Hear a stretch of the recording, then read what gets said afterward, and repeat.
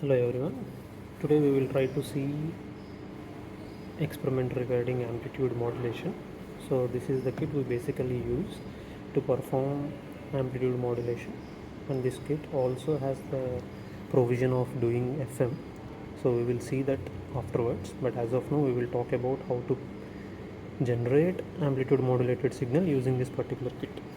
So the specialty of this kit is this was built by one of our technician. So this is in-house kit. So let us see what are the basic blocks that you require and how to generate AM. So you can see there are multiple sections that are available on this kit. So this section is what we call it as AF signal generator, and this one is called as RF signal generator, and this is the section we basically use for amplitude modulation, and this is the section we use for demodulation. Okay, so whenever you want to get back your signal, so to do that we apply this demodulation section and you can get that message signal back here. Okay, so let us see which one is called as message section, which one is called as carrier section, etc.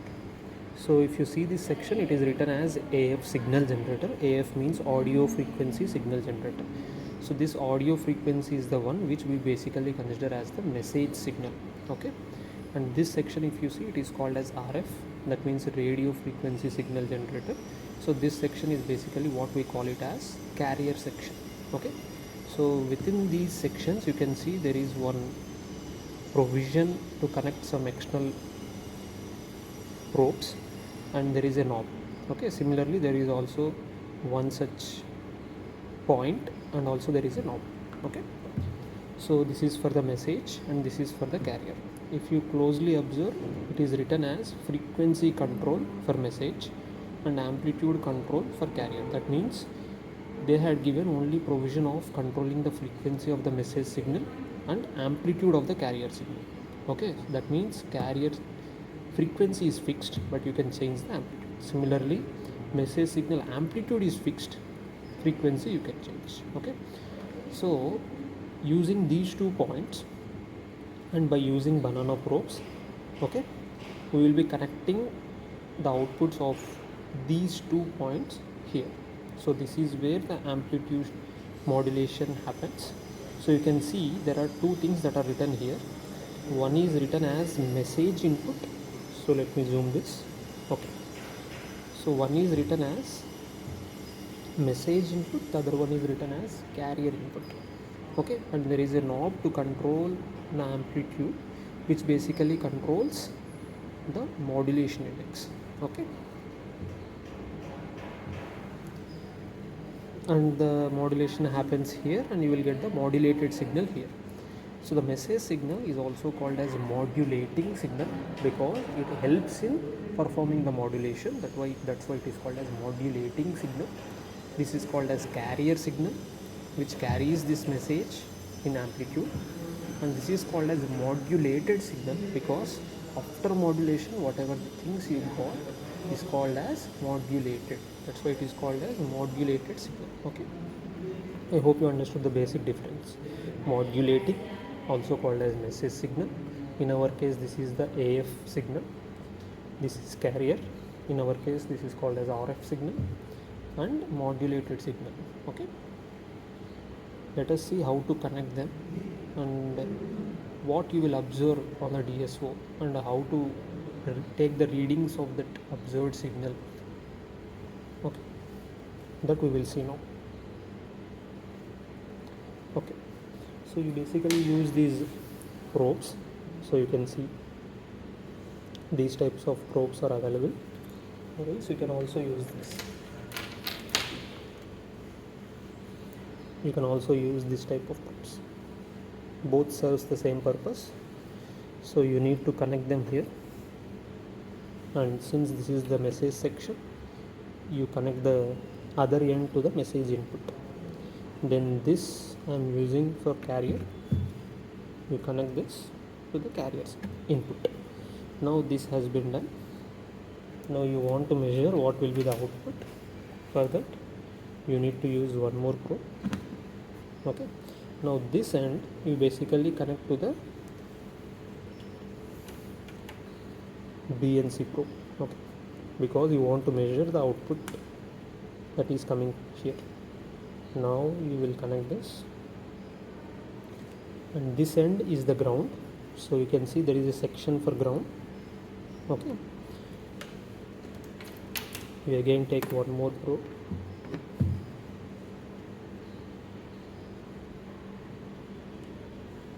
Okay, so this is how the connection should be made for AM modulation, message to message, carrier to carrier, then the output is measured using this BNC probe.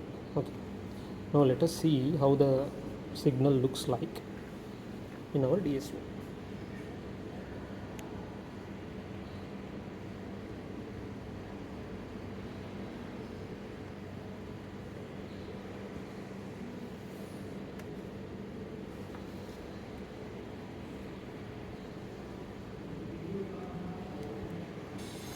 Okay, so we got some signal in your DSO. So the first thing you need to do is you adjust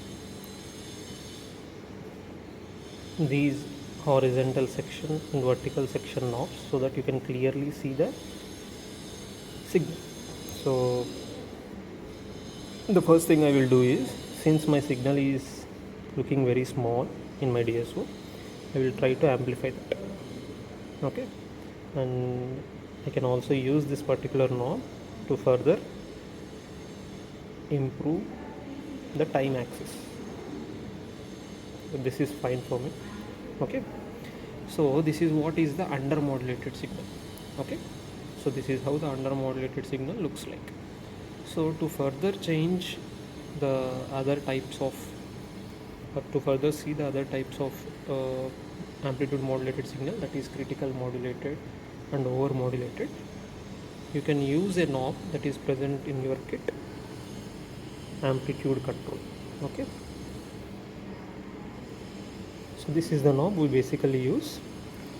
So whenever you change this particular knob, either it is clockwise and anti-clockwise, you can see the envelope of your modulated signal is getting changed. Okay, so there are three cases that you need to note down. So before noting down, you need to make this waveform stable. So one simple way of making the waveform stable is you just press on this run stop. See, now your waveform becomes stable. So this particular position you can measure various values of your waveform. So to further improve or for better measurement flexibility, I had adjusted the scale again. Okay, now in this particular point, what are the things you need to measure? So to know what is the modulation index of this under modulated signal, you need to measure Vmax and Vmin and use this Vmax and Vmin to calculate the modulation index. So modulation index is basically represented as mu, and mu is given as Vmax minus Vmin by Vmax plus Vmin. So how to measure Vmax and Vmin? So there are different ways you can do that. One is using cursor, the other one is using measure. So let me show you how to do that using cursor. First press on cursor. Since you want to measure voltages, Vmax means the highest voltage and Vmin means the minimum voltage. So I had kept the type as voltage. Now I will move the cursors. So one cursor I will move in such a way that I will measure the Vmax, and the other cursor is moved to measure Vmin.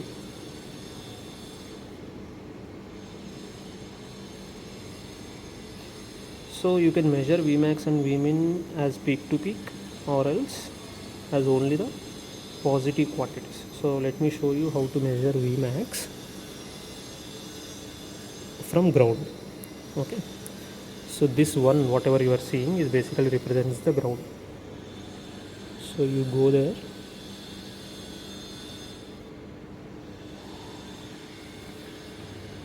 okay, so B is basically at the ground and A is on the Vmax position. Okay, Now this difference is basically helps you in getting Vmax. Okay, so you can see delta y. So y1 is at this particular position and y2 is at 80 millivolts, and the difference between those two is 1.46. Okay, so you can further adjust this B cursor to 0 volts because we want to measure the value from ground. See, now you can see delta V and y1, sorry, delta y and y1 both are same because this point is basically shown with respect to ground. Okay, so whether you measure as a difference or whether you measure from ground, both will give the same value. That is the reason you are seeing both are same values. Okay, but our point is how to measure the modulation index from this waveform. So for that I had measured Vmax. Okay, now I want to measure Vmin. So to measure Vmin, what I can do simply is I can bring the second cursor here. This is the Vmax position, this is the Vmin position. Now you can see Vmax is 1.54 and Vmin is 800 millivolts. Now you substitute these values in your equation, that is mu is equals to Vmax minus Vmin by Vmax plus Vmin. So you will get what is the modulation index for this under modulated signal. Now similar thing need to be performed for various other cases by controlling this knob. Okay, when you move this knob, you can see your envelope of the signal is getting changed. So this is the case for critically modulated. Okay, now again you can stop the signal. Okay, and then you can measure. So go to cursor. Now cursor B is selected. You can move the cursor to here and again go to cursor, press on A and you can move that to top position. Now the top position, which is called as y1, basically represents Vmax and this position basically represents Vmin. Now you can substitute these two values in your equation and calculate what will be the mu.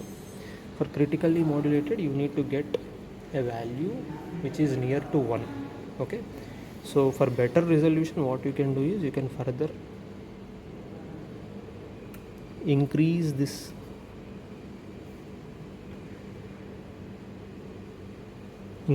and you can measure this Vmin.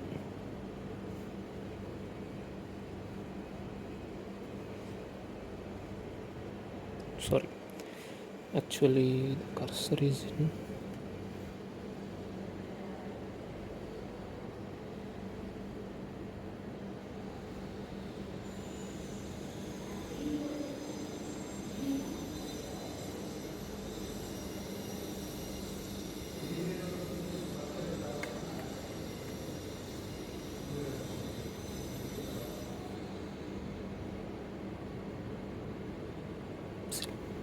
now this is the cursor for Vmax and this is the cursor for Vmin.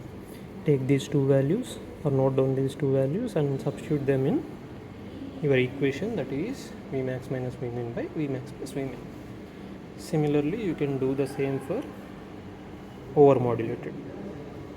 For overmodulated, you again increase this further. See, now you can see a small lobe that is coming.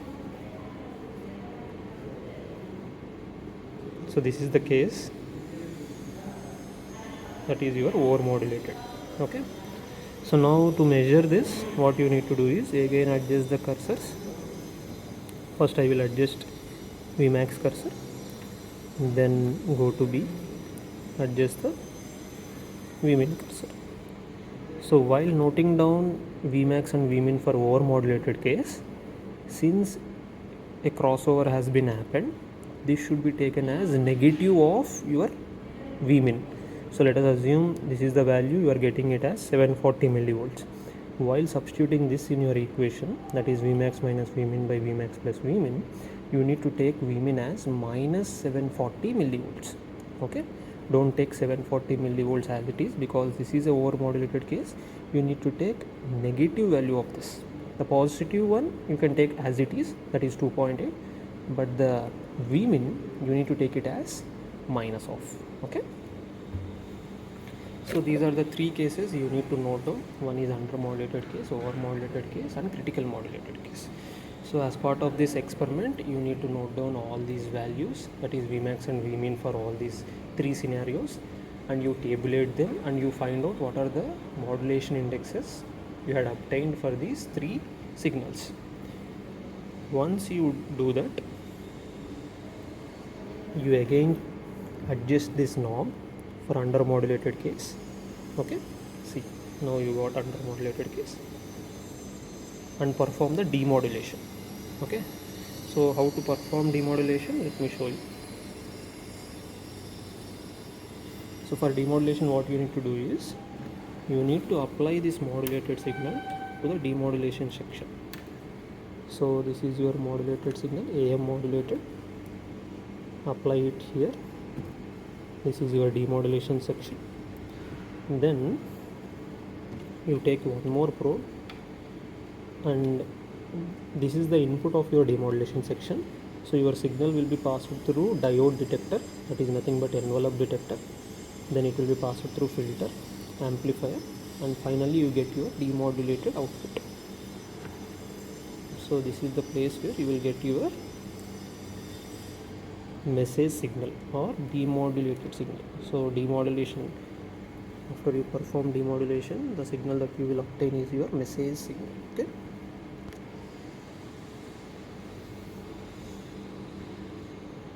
see, you can see a simple sine. And what are the values of this sine wave? So it is saying 1.7 kilohertz and 14.4 volts. Fine, no problem. Now to check whether